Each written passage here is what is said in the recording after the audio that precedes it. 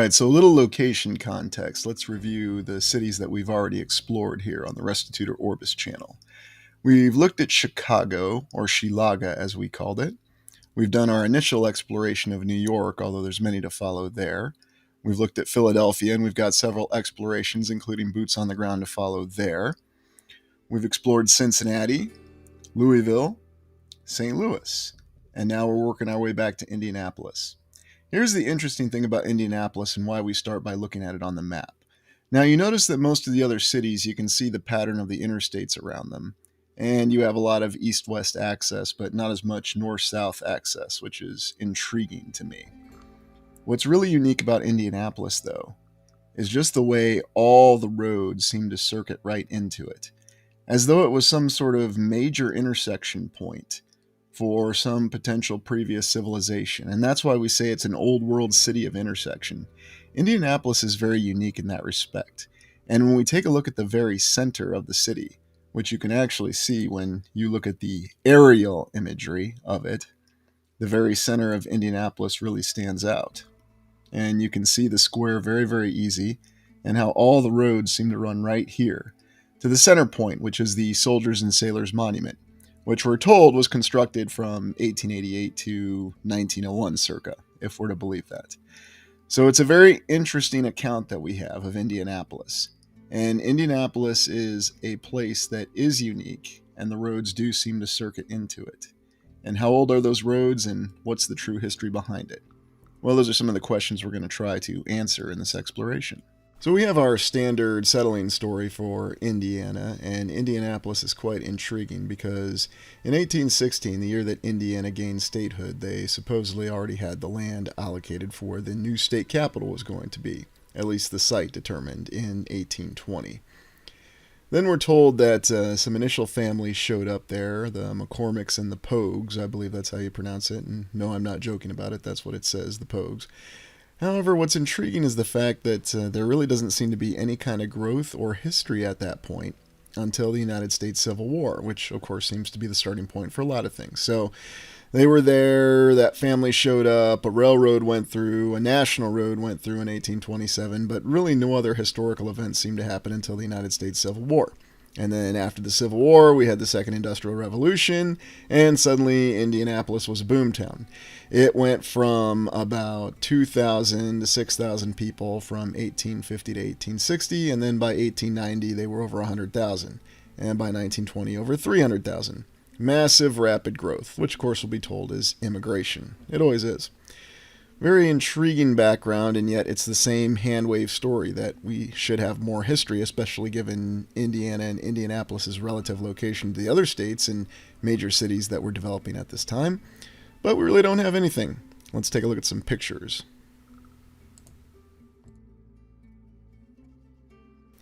Not surprisingly, one of the early pictures we have of Indianapolis shows us a picture of a Confederate prisoner of war camp.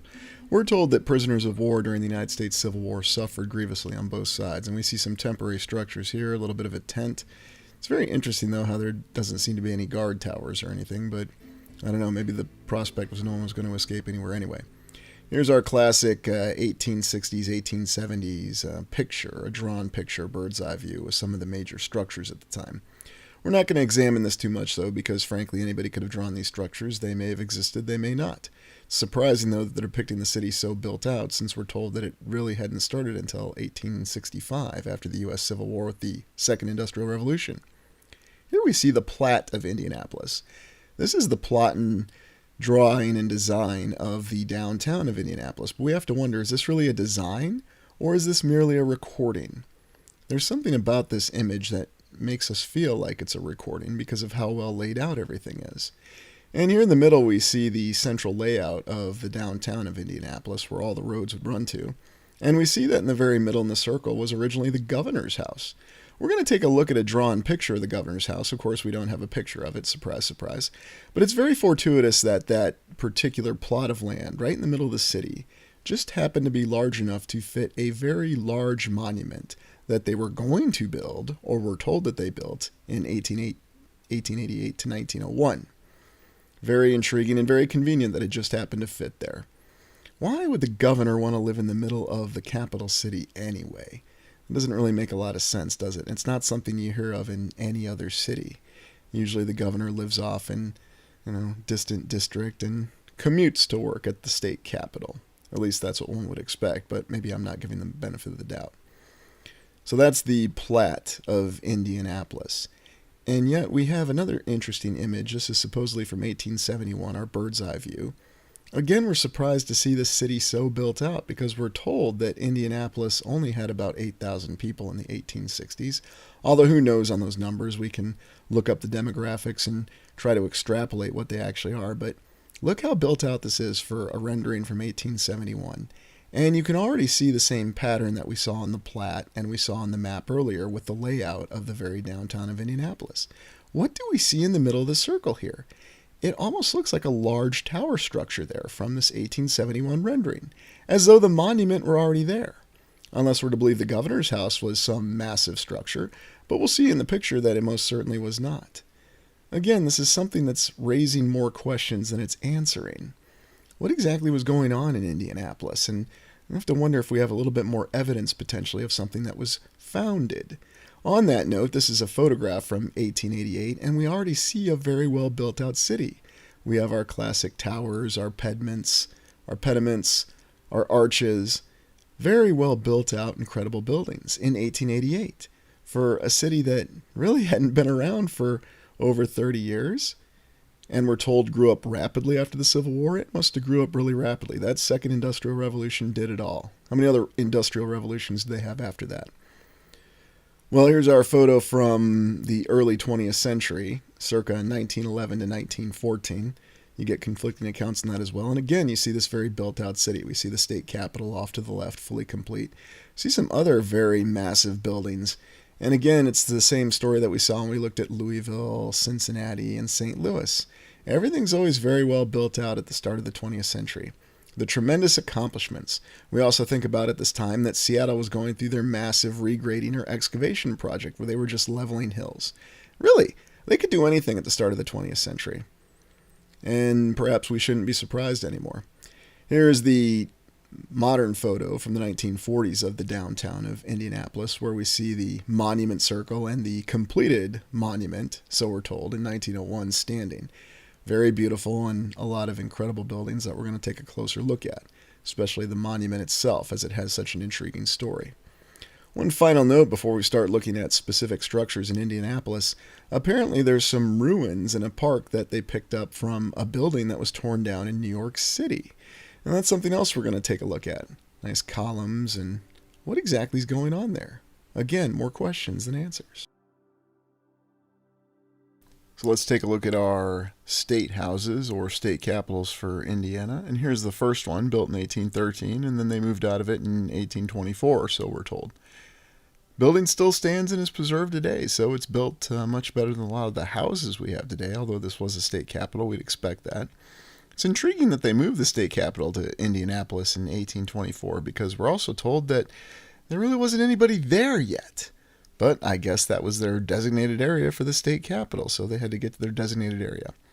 This is the second building, supposedly modeled after the Greek Parthenon, although we don't really have a solid year of construction, and all we know is that it was condemned in the 1870s. Very vague details on this, and rather vague picture. I don't know, Parthenon or not. Parthenon, Nashville looks more like a Parthenon. And here is the fifth state capital and the current state capital of Indianapolis, built from 1880 to 1888. Now, they say they completed the Capitol Dome in 1883, so really was that only 3 years to really build the major portions of this incredible edifice? I don't know. The only thing that does make sense about this is the fact that they did actually use Indiana limestone, which is nearby, and this is probably one of the rare cases of a state capitol being constructed of material that's actually in the state. Some of the materials they say they got for some of the other state capitals were in the state, but this is one that we're told, and it makes sense that it's Indiana limestone. You know, except for the limestone that they sent to New York City and other far-off locations. Anyway, I digress. Very beautiful building. Not a 5-domer, but nice tower, nice dome. And then they've got 4 subsidiary structures. And of course, we have our classic pediment and our beautiful columns. And then, of course, the incredible base stones. It is very beautiful. And for something from the 19th century. It stands out, and I wonder if we could do something like this today. Let's take a look at the interior. Gorgeous interior. Lots of internal columns. Again, I would just love to see some interior construction photos. And I recall one of the many naysayers that you'll come across in certain other forms of social media, and they'll always tell you, a state capitol just looks like a standard municipal government building. It's really boring. Well, except for this couple who found it beautiful enough to get married in, and we could see why. Maybe it was a choice between this and driving down to Louisville to go get married at the water tower there. Remember we looked at that? Yeah, that was quite a beauty. Again, just the gorgeous details and nothing spared in this beautiful state capitol building. We always get that sense of awe and inspiration whenever we see the interiors of these buildings, and that's why I think it's important to look at them, because actually going into these buildings is really where you feel the immense positive energy with them. And maybe that's just looking at the gorgeous decorative detail in all the columns, and I would just really like to see an interior construction photo, along with the skylights, how they put all that in, how they managed to lift all those columns to the second, to the third level. It's just beautiful and gorgeous. And that's always something you have whenever you look at a state capitol. You can't really say that this is one of the most beautiful state capitals that I've seen, but it's up there. And this is looking up in the dome, and that's a beautiful and unique look within the dome. And please, residents of Indiana or Indianapolis, I'm not bringing down the state capitol. It's very beautiful, and I don't think there's any chance that we could build a building like this today. This is just gorgeous, and I could see why someone would want to get married here. And for anybody who's been married, you know that venue for your wedding is a very tricky subject. But just a gorgeous location and something that looks otherworldly. Beautiful. Now we take a look at the Indiana Soldier and Sailors Monument for the United States Civil War, and this is the real centerpiece of Indianapolis.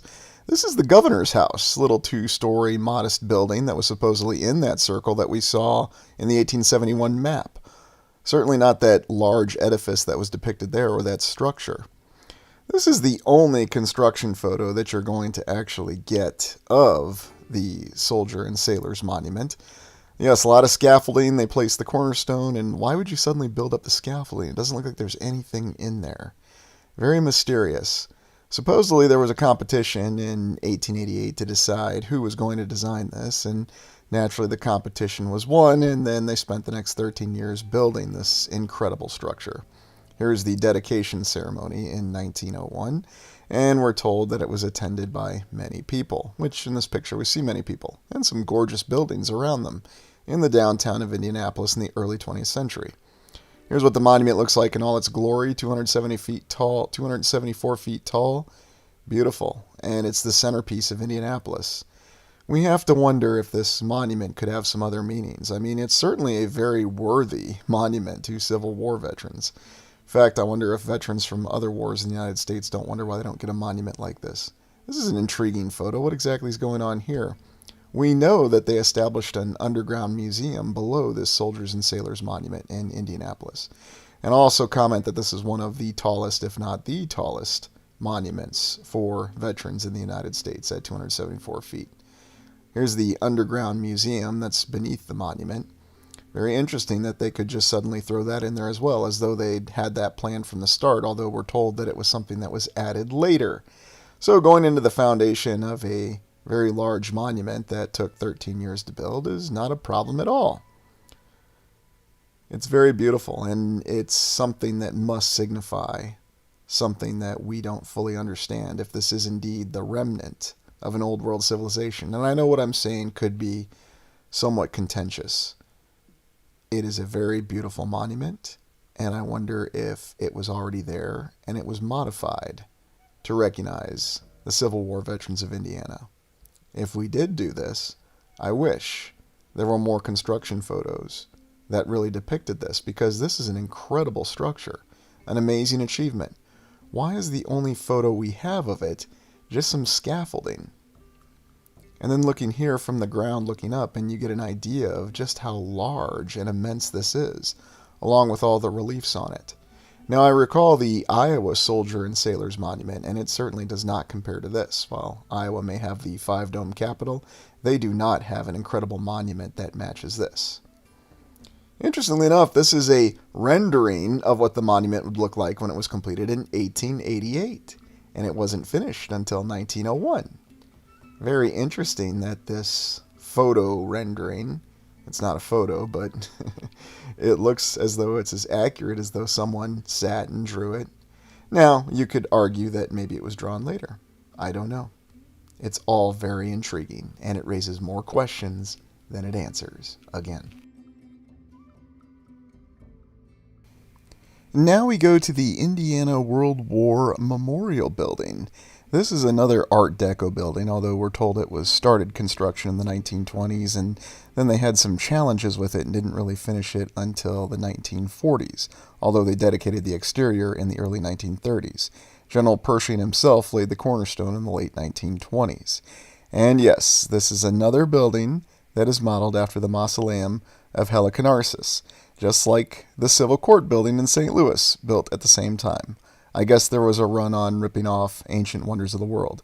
Here's a better view of it where you can see that pyramid top. And interestingly enough, there's a fountain here that shows some, well, perhaps some inappropriate pictures or inappropriate depictions of children and a lady dancing. They're not fully clad.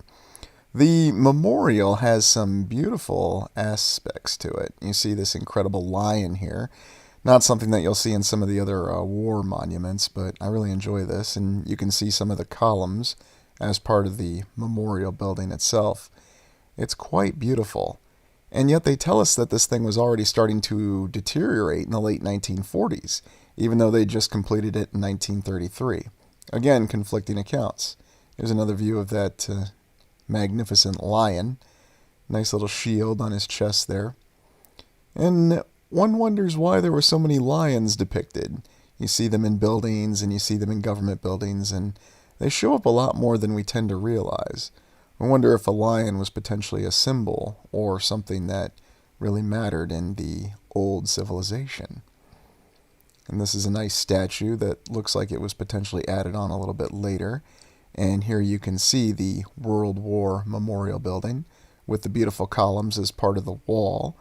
And I've surmised in other videos or theorized that the Art Deco construction, as we call it, was simply a later construction type in the previous civilization. Look at the interior of this building. Look at this theater and the gorgeous beauty in those columns and the decoration on the ceiling. And this is a theater. This is just incredible. All this in a memorial, and I'm not suggesting that the veterans don't deserve something beautiful and gorgeous like this, but this is certainly not something that you would see done for today's veterans. They tend to just get a little marble wall with their names inscribed in them, sort of like from Vietnam onwards. But the World War veterans and the Civil War veterans in Indiana, they certainly got all that they deserved with these incredible monuments. Although, I wonder how many of them would have preferred just having a genuine, guaranteed pension for the rest of their lives. Regardless, it's such a beautiful building. And there's so much detail to it. I had no idea that this existed in Indianapolis, and I mean, look at the ceiling on this, and the floor, and then you see more of the gorgeous columns. They really didn't undercut the construction of this building at all. And if this was something we did, then why was it already deteriorating so quickly in the 1940s? This doesn't look like this is anything that would deteriorate over any amount of time. And here's the center of the building. And again, you see the columns. And just look at the ceiling and the detail. How does any of this look like it would ever deteriorate within 1,000 years? I find it very challenging to believe that that is indeed the case. And yet that's what we're told. Here is supposedly some of the renovation that they're doing.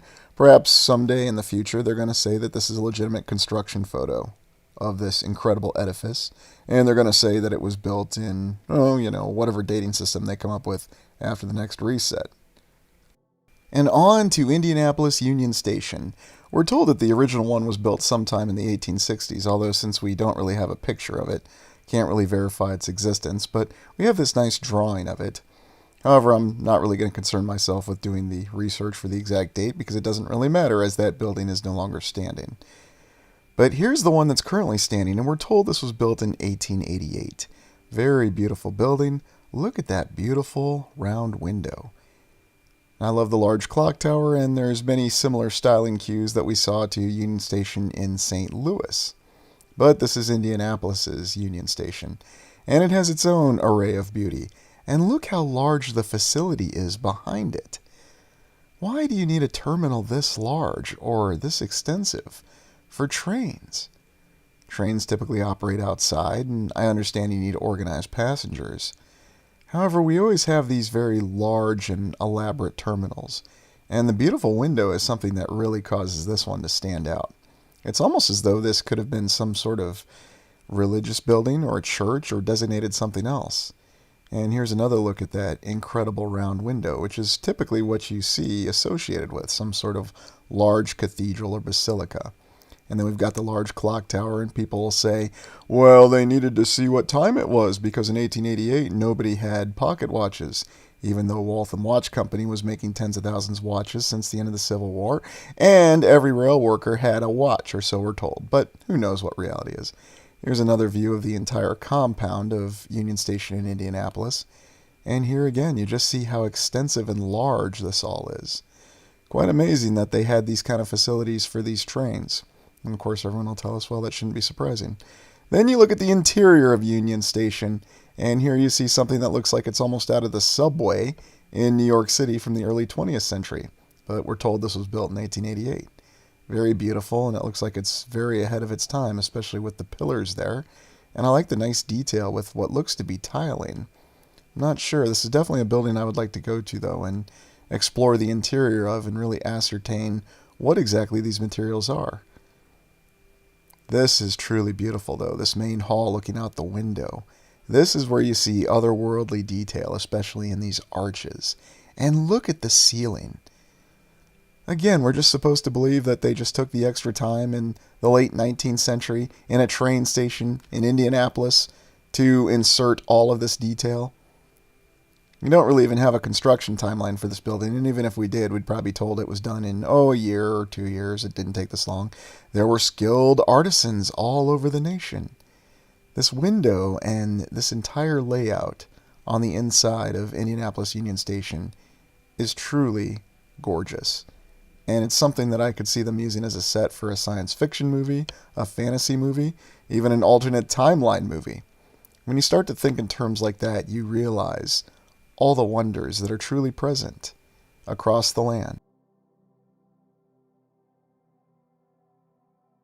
The Scottish Rite Cathedral, built 1927 to 1929, and is one of the largest Masonic buildings in the world, if not the largest Masonic building in the world. In fact, it's so beautiful they consider this neo-Gothic architecture.